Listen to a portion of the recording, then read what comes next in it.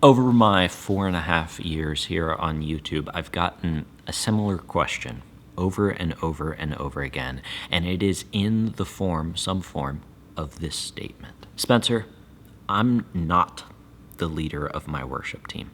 I just play bass. I'm just the electric guitarist. I'm just a vocalist. I'm not the leader, but my team sucks, and I want it to change. Nobody comes on time. Nobody's prepared. My worship leader doesn't get our resources to us until the night before. He doesn't tell us what songs we're doing. What can I do? And so I thought it might be helpful for me to make a video, not just for worship team leaders like I often do, but for worship team members, because I know that some of you who watch this channel are just worship team members. And I still think that you can make change on your team if you are not the leader. But the way that you have to go about it is, number one, harder, and number two, longer. It takes a longer time to do. And number three, it's different than if you were the leader. So let's talk about what I would do if I was on a worship team that wasn't doing things the way that I thought that they should be doing it, and I wanted to see something change. And the first thing, and this is the most important, is that if that's the case, do not go behind your leader's back to get the change to happen. Whatever you do, you will not succeed if you go behind your worship team leader's back to try to force through whatever change you want to see. God has placed that person to lead your team for a specific reason. Even if it doesn't feel like it's a good idea right now, God has placed them in that position for some reason. And so we need to honor our leaders, even if we disagree with them. And that doesn't mean that we follow them if they're doing something unbiblical. I'm not talking about that. But we still need to honor them as the ones who have the authority over the worship team that we're on. So I just want to start there. The things that I'm about to tell you, we don't do them passive-aggressively. We don't do them in the secret behind our leader's back, meeting with the other members of our team, trying to subtly take over the team. Work with your leader. Work with your worship team leader to point out the things that need to change and help them implement those changes. Which brings us to the second thing that we need to do, and that is that we must build a relationship with our worship team leader. If you have been in this environment for a while where you know that your worship team needs to change and your leader of the worship team is not doing anything about it, I know how easy it is to get bitter towards them and think, man, if I was just the leader, I'd do things better. Everything would be perfect. First of all, that's probably not the case, because leading a worship team is hard and you're not ever going to get everything right. But don't be bitter towards them, because the only way that you're going to create lasting change in your worship ministry is to work with that leader. And it starts not just by telling them everything that they're doing wrong, but by building a relationship with them. You should become your worship team leader's best friend so that you have the relational currency to speak into what they're doing, so that they trust you. You can't just tell people what they should and shouldn't do. We need to have relationships with them first. So, offer to help out with something that your leader is doing. That's a great place to start. Ask if you can get coffee with them. Seek to learn from them, because if they're the leader of your worship team, they have to know something. They have to be picked for that position for some reason, and they probably know something that you don't know. Even if you think you know a better way to do something on your team, maybe they have experience in a different area, and if you can come humbly before them and say, hey, I noticed that you're good at this, and I want to learn how to do that while I'm leading worship. Can you teach me? That is a humble way to come and build a relationship with somebody.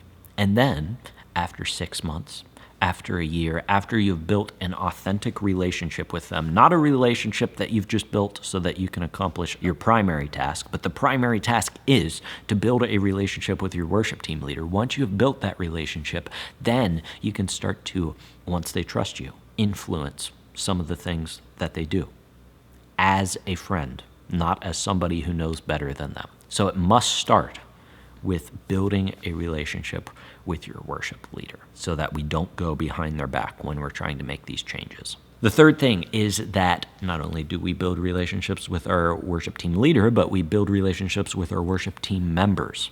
I get questions occasionally on Real Talk where people are like, there's, 5 younger vocalists on my team or something, and they don't act like they should. They don't know their parts, whatever the problem is, and I want to tell them that they're wrong.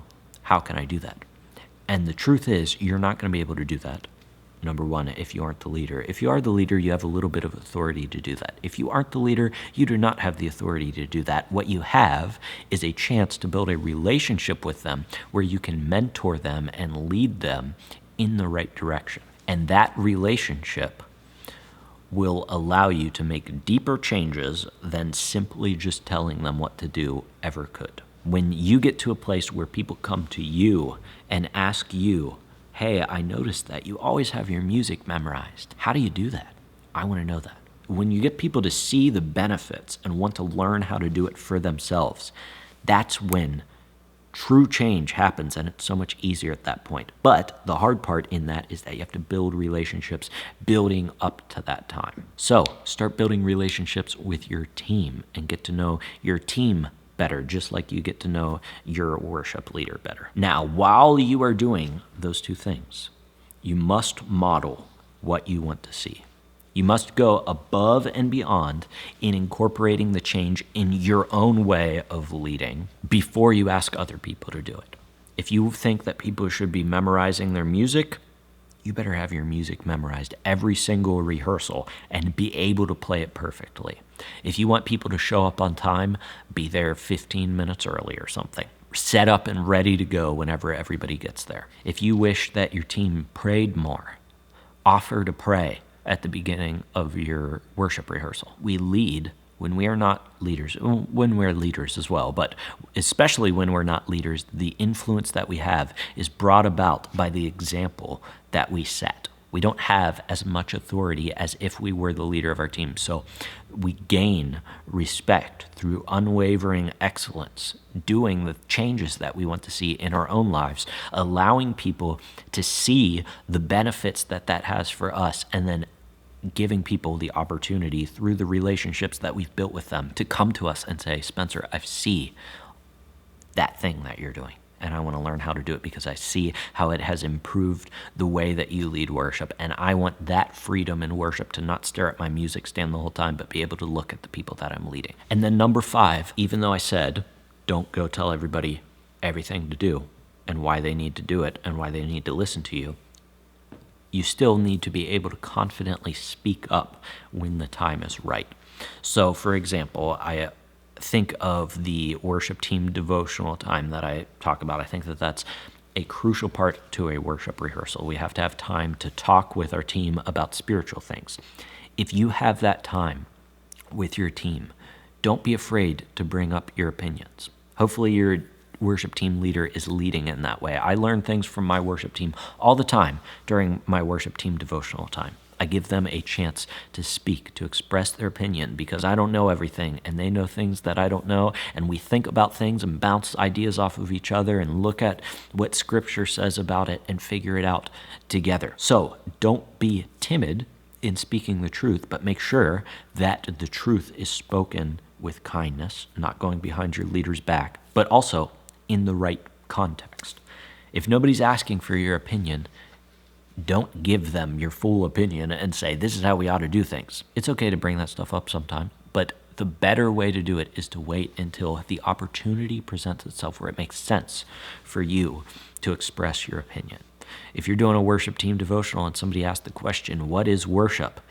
And you say, well, are you talking about personal worship or are you talking about corporate worship? Because corporate worship, I believe, is for two purposes. It is for the glorification of God and the edification of the people around us. Because Colossians 3:16 says that we're supposed to sing psalms, hymns, spiritual songs with thankfulness to God in our hearts. Don't be afraid to share what you know, but make sure that you're not stepping on the toes of somebody to do it. Share it in the appropriate context. And then I want to remind you again, submit to the leaders that God has placed over you. I know it's not easy. I know it's not comfortable all the time, but God has the leaders in your church there for a specific reason. And I'm not talking about if they're having some grievous sin. I'm just talking about if they aren't leading the way that you think that they should be leading logistically, and you think that there's room for improvement. God has them there for a reason. So submit to their leadership. There's a leadership structure in the church that we don't always want to obey, but it starts with the elders of our church. And then coming underneath them, I think that there are certain positions that probably aren't specifically in the Bible, but there are ministry leaders that we need to submit to for the church to function well. So if you are a worship team leader, or if you're just a worship team member, one of the best times to allow these relationships that I talked about to form are during your worship rehearsal, and that's why I put together the worship rehearsal blueprint. I'll link it down in the description below. It's a free PDF where I will take you through the 5-part plan for a perfect worship rehearsal that will allow you to lead your team well musically so they're ready for Sunday, but also spiritually so that they grow closer to God, and relationally so they grow closer to each other. So check that out down in the description below. Other than that, thanks so much for joining me. Until I see you in the next video, keep leading worship well.